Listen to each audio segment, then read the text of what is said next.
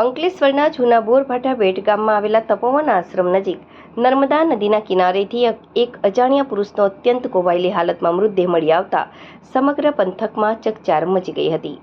Police અને સામાજિક કાર્યકરોની ટીમે ઘટના સ્થળે પહોંચી આગળની કાર્યવાહી હાથ ધરી છે.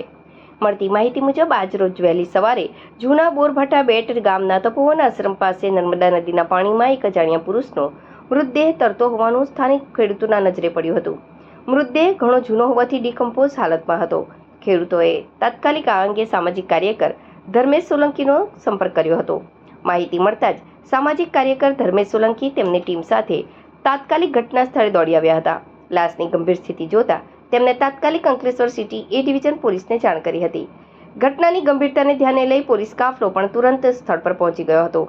પોલીસે પ્રાથમિક પંચનામું કરી મૃતદેહને પોસ્ટમોર્ટમ અર્થે અંકલેશ્વર ગડખોલ પ્રાથમિક આરોગ્ય કેન્દ્ર ખાતે ખસેડ્યો છે. હાલમાં મૃતદેહ કોનો છે અને નદીમાં ક્યાંથી તણાઈને આવ્યો છે તે દિશામાં પોલીસે મૃતકના વાલી વારસની શોધખોળ સહિતની આગળની કાયદેસરની કાર્યવાહી હાથ ધરી છે.